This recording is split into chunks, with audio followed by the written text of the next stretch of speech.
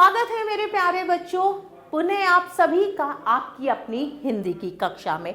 आज हम coral publisher द्वारा प्रकाशित पुस्तक स्वर्णिम हिंदी व्याकरण भाग 1 के पाठ 2 का अध्ययन करेंगे और हमारे पाठ का नाम है वर्ण विचार। तो चलिए शुरू करते हैं अपना पाठ। जब हम बोलते हैं तो हमारे मुंह से अनेक ध्वनियां, आवाजें निकलती हैं, जैसे कमल, गुलाब, मोर। नीचे दिए गए चित्रों को देखिए और उनके नीचे लिखे शब्दों को ध्यान से पढ़िए। अब चित्र दिए हुए हैं, उनके नीचे कुछ शब्द हैं, चलिए पढ़ते हैं उन्हें। सबसे पहला चित्र है कमल का, उसके नीचे क्या लिखा है? कमल, कमल, कमल। अगला चित्र है मोर, उससे अगला चित्र है गुलाब का। आओ देखें कमल, मोर और गुलाब आदि शब्द कैसे बने। चलिए देखते हैं कैसे बने। कमल, कमल। तो कमल शब्द कैसे बना? क के नीचे ये जो है इसे हलंत कहते हैं, जमा अ। क किसकी ध्वनि आ रही है? अ की। क जमा अ जमा म के नीचे भी हलंत, जमा अ जमा ल के नीचे हलंत, जमा अ। तो क्या बना? कमल। इस शब्द में 6 वर्णों का मेल हुआ है। 1 2 3 4 5 6। कितने वर्णों का मेल हुआ है? 6 वर्णों का। मोर, मोर शब्द कैसे बना है? म के नीचे हलंत, ओ की मात्रा है तो हमने ओ लिखा, जमा र के नीचे हलंत, जमा अ। मोर, र के बाद अ की आवाज आई। इस शब्द में 4 वर्णों का मेल हुआ है। अगला शब्द है गुलाब। ग के नीचे हलंत, जमा उ, छोटे उ की मात्रा है, जमा ल के नीचे भी क्या है? हलंत है, जमा आ, क्योंकि ल के बाद आ की मात्रा है, जमा ब के नीचे हलंत, जमा अ। तो क्या बना? गुलाब। इस शब्द में 6 वर्णों का मेल हुआ है। ऊपर दिए गए शब्दों के सामने जो छोटे छोटे खंड या टुकड़े दिए गए हैं उन्हें ध्वनि कहते हैं। क्या कहते हैं? ध्वनि। जैसे कमल बोला तो उसमें अ की भी ध्वनि आई।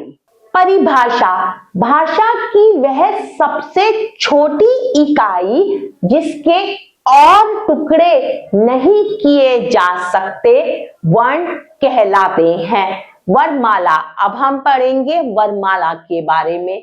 जब सभी वर्णों को उचित क्रम में लिखा जाता है तो उस वर्ण समूह को वर्णमाला कहा जाता है।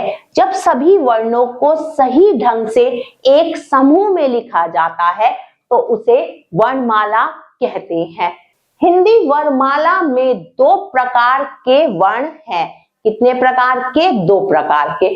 सबसे पहले हम पढ़ेंगे स्वर के बारे में। जो वर्ण बिना किसी दूसरे वर्णों की सहायता के बिना बोले जाते हैं उन्हें स्वर कहते हैं। हिंदी वर्णमाला में कुल 11 स्वर है। कितने हैं? 11। कौन कौन से? अ आ इ ई उ ऊ री ऋषि ए आई ओ औ। ये सब क्या है? 11 स्वर है। इन 11 स्वरों के अतिरिक्त हिंदी भाषा में एक और स्वर अ का भी प्रयोग होने लगा है। यह विदेशी स्वर है। कौन सा स्वर है? विदेशी स्वर। देखिए इस स्वर का और उपयोग होने लगा है। इसका प्रयोग हिंदी शब्दों में होता है, जैसे डॉक्टर, कॉलेज, बॉल आदि। अब हम पढ़ेंगे व्यंजन के बारे में। जिन वर्णों के उच्चारण में स्वरों की सहायता लेनी पड़ती है उन्हें व्यंजन कहते हैं। हिंदी वर्णमाला में कुल 33 व्यंजन है। कितने व्यंजन है? 33। देखिए ये सब क्या है? व्यंजन। आप सबने क ख ग पढ़ा होगा, तो क ख ग च छ ज झ ण ये सब क्या है? व्यंजन है। इन व्यंजनों की कुल संख्या कितनी होती है? 33 होती है। हिंदी वर्णमाला में वर्णों की कुल संख्या 44 है। कितनी है? 44। 33 व्यंजन है, 11 स्वर है। जब 33 और 11 को हम जोड़ते हैं तो इनका जोड़ 44 आता है। अयोग वह, अब हम पढ़ेंगे अयोग वह के बारे में। अ अह को अयोग वह कहते हैं। इनका प्रयोग भी व्यंजन की तरह होता है। आपने कई बार देखा होगा कि कुछ शब्द ऐसे होते हैं जो अंग से शुरू होते हैं, जैसे अंगूर, और कुछ पे अह, जैसे प्रातः। तो ये सब क्या है? अयोग वह कहलाते हैं। अब हम पढ़ेंगे अनुस्वार के बारे में। आपने हिंदी में कुछ ऐसे शब्द पढ़े होंगे जिन पर बिंदी लगी होती है। ये क्या कहलाते हैं? ये अनुस्वार कहलाते हैं। अनुस्वार के उच्चारण में श्वास नाक से निकलती है, जैसे अंगूर, लंगूर, बंदर। तो ये जो बिंदी है ये क्या है? अनुस्वार है। अब हम पढ़ेंगे अनुनासिक के बारे में। कुछ शब्दों पर आपने चंद्र बिंदु लगा देखा होगा, तो यह चंद्र बिंदु अनुनासिक कहलाता है। अनुनासिक में श्वास नाक व मुख दोनों से निकलती है, जैसे चांद, मान, आत। ये सब क्या है? अनुनासिक शब्द हैं। अब हम पढ़ेंगे विसर्ग के बारे में। कुछ शब्दों के पीछे इस तरह की दो बिंदी लगी होती है, जिसे विसर्ग कहते हैं। विसर्ग का उच्चारण अह वर्ण के समान होता है, जैसे पुनः, नमः, प्रातः, अतः। तो किसकी आवाज आ रही है? ह की आवाज आ रही है। अब हम पढ़ेंगे संयुक्त व्यंजन के बारे में। जो व्यंजन दो व्यंजनों के मेल से बनते हैं उन्हें संयुक्त व्यंजन कहते हैं, जैसे श, त्र, य, ध, जैसे दया, और श्रय, श्रय से श्रमिक। कक्ष, कक्ष शब्द कैसे बना? इसमें क और श षटकोण को जब जोड़ा गया तो शब्द बना श, कक्ष। त्र, त और र को मिलाकर शब्द बना त्र। ज के नीचे क्या है? हलंत, जमा अड़ा, अड़ा खाली, तो ये क्या बना? ज्ञा। तो शब्द बने कक्षा, छात्र, यज्ञ। आगे बढ़ते हैं। द के नीचे क्या है? हलंत, य, तो क्या शब्द बना? घ, दय, विद्यालय। श के नीचे हलंत और र, तो बना श्र। शब्द क्या बना? श्रवण, श्रवण। अब हम पढ़ेंगे संयुक्त व्यंजनों से बनने वाले कुछ शब्द। तो चलिए पढ़ते हैं। श से क्षत्रिय होता है। चलिए कौन कौन से शब्द बनते हैं? पक्षी, चक्षु, रक्षा, कक्षा, साक्षी, रक्षण, भक्षण, शिक्षा, शिक्षक, क्षमा। त्र से पत्र, नेत्र, शत्रु, मित्रता, एकत्र, प्राण, त्रिलोक, त्रिनेत्र।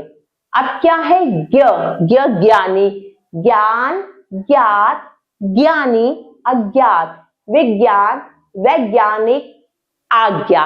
अब क्या है? द्य, विद्या, पद्य, गद्य, पद्यांश, गद्यांश, विद्यार्थी। तो ये क्या है? द के नीचे हलंत।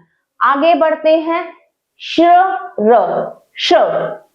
क्या शब्द बना? श्र। श्रीमान, श्रीमती, श्रम, श्रमिक, श्रोता, श्रुति, श्रवण, श्रद्धा। अब देखते हैं पाठ में आपने क्या जाना। भाषा की वह सबसे छोटी इकाई जिसके और टुकड़े नहीं किए जा सकते वर्ण कहलाते हैं।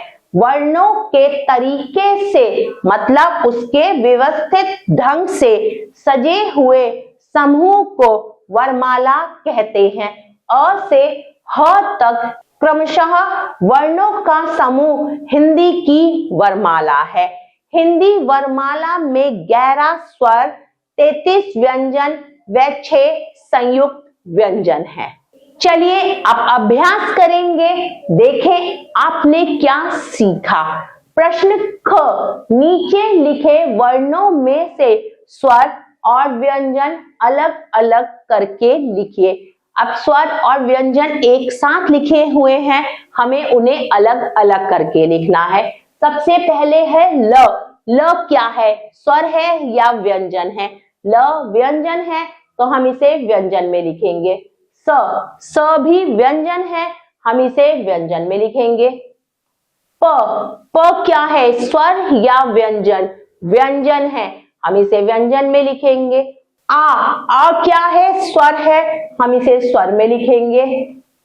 ब व्यंजन है, हम व्यंजन में लिखेंगे। ई स्वर है, हम इसे स्वर में लिखेंगे। इसी प्रकार बाकी का कार्य आप स्वयं करेंगे। प्रश्न ग, सही विकल्प चुनिए। अब हमें सही विकल्प चुनना है।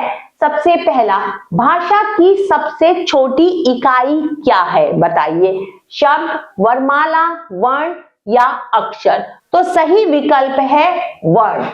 आगे बढ़ते हैं। दो व्यंजनों के मेल को क्या कहते हैं? दो व्यंजनों के मेल को संयुक्त वर्णमाला, संयुक्त स्वर, संयुक्त अनुनासिक या संयुक्त व्यंजन। तो सही विकल्प है संयुक्त व्यंजन कहते हैं। नंबर 3, हिंदी वर्णमाला में कुल डैश स्वर है। हिंदी वर्णमाला में कुल कितने स्वर हैं? 13, 12, 11 या 10? तो सही विकल्प है 11। प्यारे बच्चों, कैसा लगा आपको यह पाठ? आशा करती हूँ आपको यह पाठ बहुत अच्छा लगा होगा। हम पुनः फिर मिलेंगे एक नए पाठ के साथ। तब तक के लिए आभार।